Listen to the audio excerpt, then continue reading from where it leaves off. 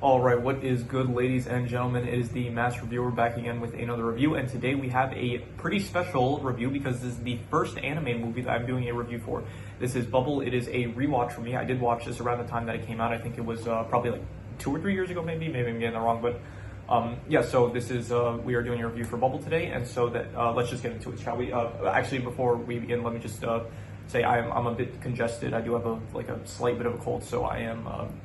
I hope that it's not gonna you're not gonna notice it in the video, but I'm just letting you know now. So anyway, so let's just get started with the plot. So the plot is that basically Tokyo is surrounded by this bubble that is it caused flooding, and it did lead to the destruction of many buildings and stuff. And due to that, you have now a parkour challenge that is in the there's a bunch of parkour people that decided that they were going to start a game where they race to, there's like 2 teams of 5 that end up having to race to get a flag.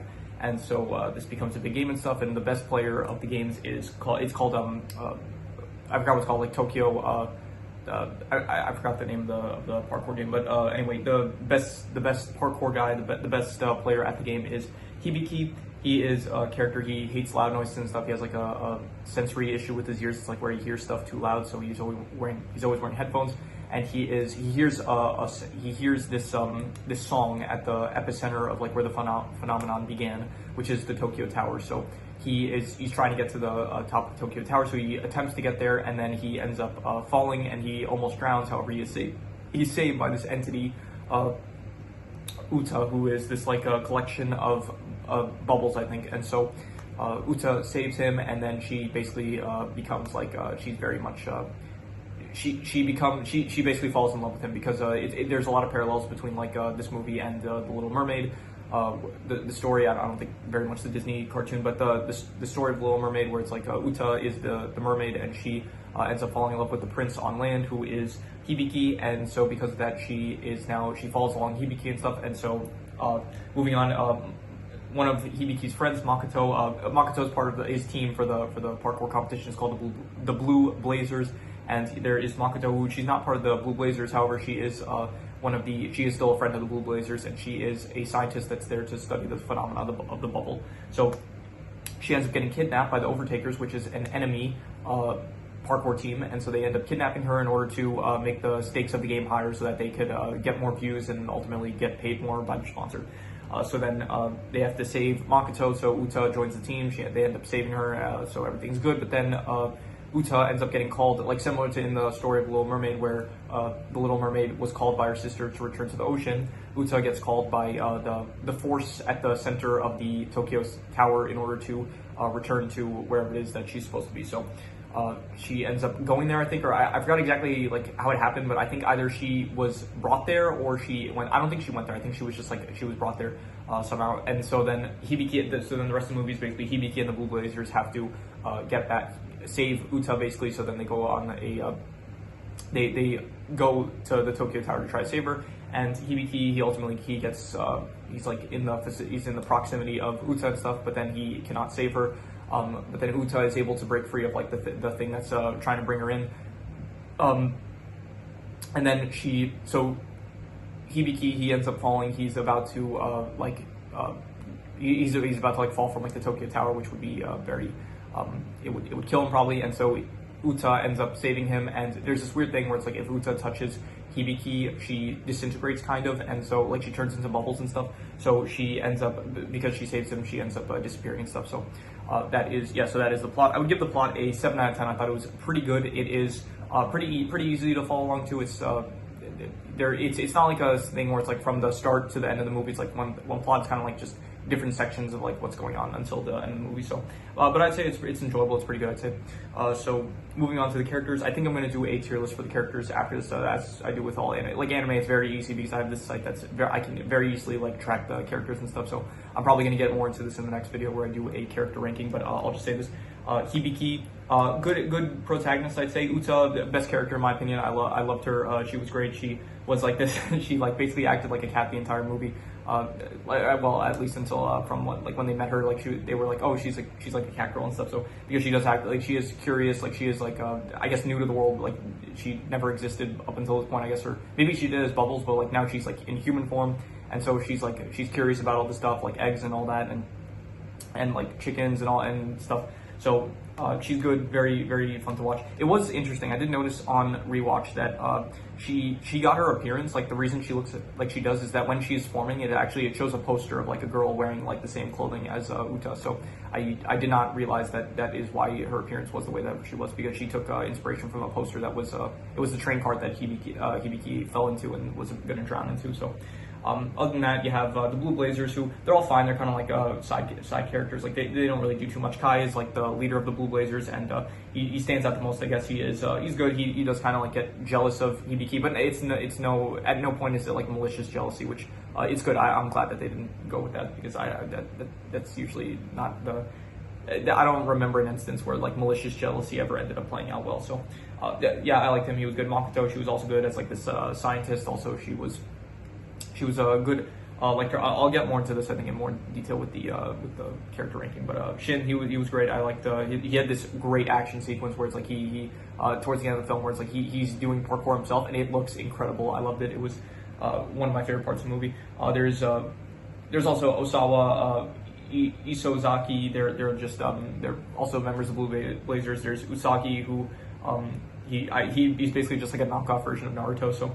Other than that, there are some minor characters, which are just the leader of some of the other parkour teams, like the Undertakers, the Mad Lobsters, the Denki Ninjas, and stuff. So everyone was good. There was no bad characters, I'll say. I'll get more into this with the character ranking in the next video, so look forward to that. So the characters, I would give probably I'd say a 7 out of 10, I'd say. Pretty good.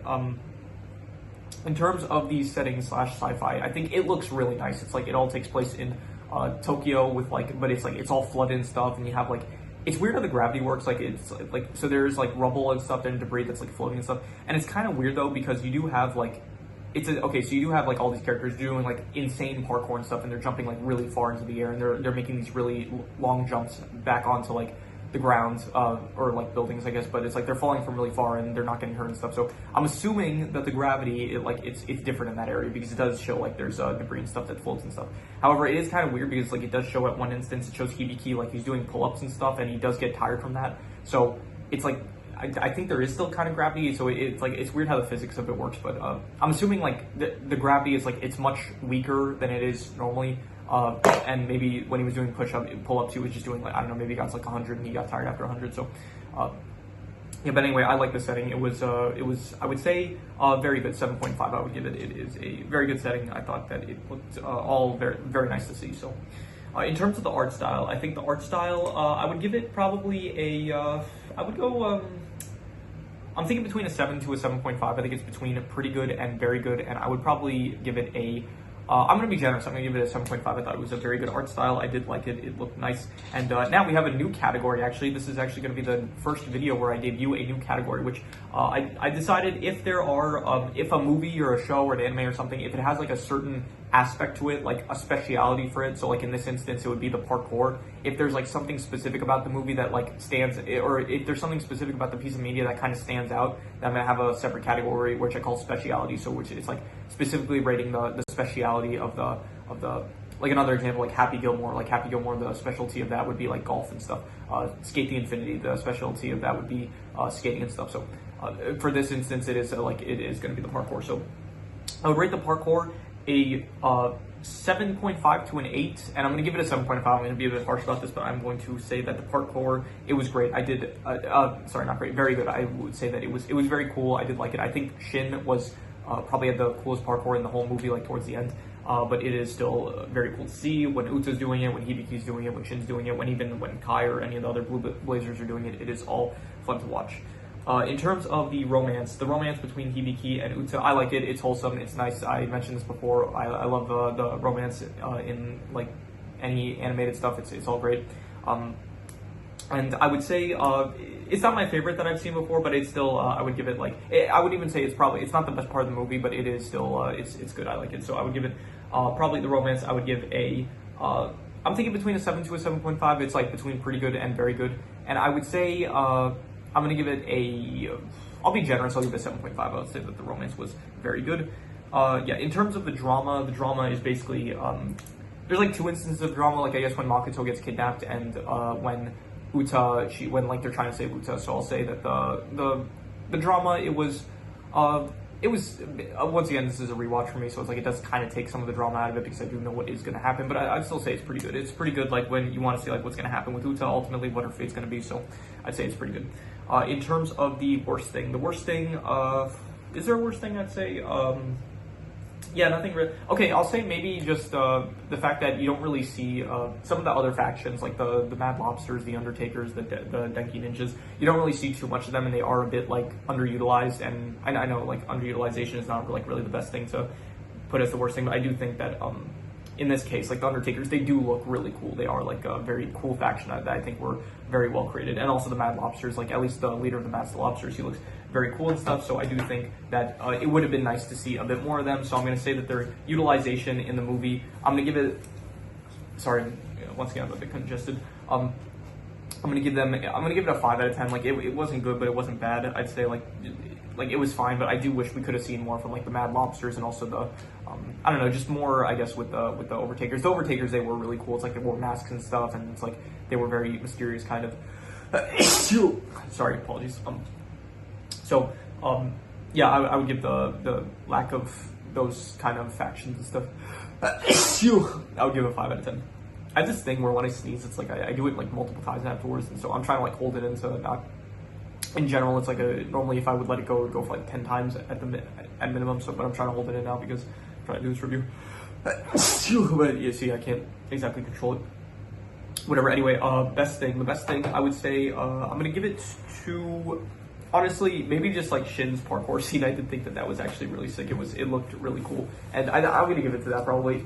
I'm gonna give it. I would say between an 8.5 to a 9. I think it was between amazing and incredible, and I think I'm going to give it. I'm gonna be harsh and just give it an 8.5 for amazing, but it was probably my favorite part of the movie, I'd say, and it was just really cool, I'd say. Yeah. So any extra here? I have some extra notes here. I don't really get, like, it said that all of them, like, lost their parents and stuff, like, a lot of them are orphans and stuff. I don't really understand how, because it's, like, they had the bubbles and stuff, okay, so the main bubble, it encapsulated Tokyo, and then it showed, like, there were smaller bubbles that, like, went down to the ground. So, okay, I don't get, like, I don't understand really where the destruction came from. I do think originally when the bubble appeared, it's like there was maybe an explosion at, like, Tokyo Tower and stuff, so maybe there the parents, like, died from, but... Yeah, but other than that, like, I don't really understand how a lot of the destruction came to be. What else? Let's see here. Yeah, okay, so I am confused a bit about how Uta's bubble popping works, because, like, anytime Hibiki touches her, she kind of, like, loses some of her bubbles, and she, like, part of her disappears. But she sticks her hand into boiling water, and she's fine. And there were moments where it's like there were other characters, like when she did put her hand in boiling water. Like Kai, I'm pretty sure took her hand out of it, but she didn't disappear from that. So it's like I think certain characters could touch her, but maybe it's specifically Hibiki that couldn't touch her. So it's kind of weird. I don't really understand fully how that worked. But yeah. Let's see what else. I did like the Little Mermaid parallels. I did mention that. I thought that it was good. I thought it worked well for this. The music, they did have like a music thing that Hibiki heard every time from the Tokyo Tower, and Uta, she also like sang some of the music. I thought all the music scenes, I did really like it a lot. So good music. The parkour, I mentioned all of it was good. Shin's parkour, best part of the movie, I think. I don't really get how the there was like spider webs, which they called like the vortexes that were like appeared out of nowhere. So which were caused by, I guess, the same phenomenon that caused the bubbles. So I don't really understand, like towards the end of the final sequence, in the final sequence, they did have like they had like these vortexes, and then for some reason it's like they were standing on fragments of the Tokyo Tower that somehow weren't getting sucked in. So it's like I didn't understand that. Like I felt like they should have gotten sucked in, and then also when the spider webs, which is what they call the vortexes, when they disappeared, it's like Tokyo Tower was still standing. So I don't really get a lot of the stuff that happened in that. I don't get the logistics of that final like third act really. So And finally, final note, I really liked how the entire movie, you have Hibiki, he's very stoic, he doesn't show any emotion really throughout the entire movie, even when Uta, she gets kidnapped or something, I guess you could say, even when Uta ends up getting taken by the force and she's taken to the center of like Tokyo Tower, even then, it's like when he tells Kai like he's going, he shows like not really a lot of emotion. And I really liked how by the end, like when Uta finally, like when she saved him and like was disappearing and stuff, that is the only time in the movie where it's like he shows like real emotion and he just starts breaking down crying. And I really like that choice where they did that, where it's like the entire movie, he shows like barely any emotion, like the bare minimum, if anything. And then by the end, when it's like that, when Uta dies, it's like, it like he really just breaks down crying. I love that decision so much, and which also adds to the romance. So great stuff, great. It really showed how much he loved her, and yeah, I thought that it was great. So yeah, so I would yeah, that is all the extra notes I have. So I'm going to do the calculations. So King Crimson, so it ends up coming out to about a 7 out of 10, which would be pretty good, but I think I would probably give it between like a 7 to a 7.5. I would say it's between pretty good and very good, and I think just between a 7 to a 7.5. I don't think I would give a concrete answer, but definitely, yeah, between a 7 to a 7.5. Yeah, so if you have any recommendations, any shows, movies, anime, video game stories, web series, anything that you want me to review, leave it in the comments and I will maybe possibly check it out. But with that said, that is pretty much all there is to it, so let's leave it at that.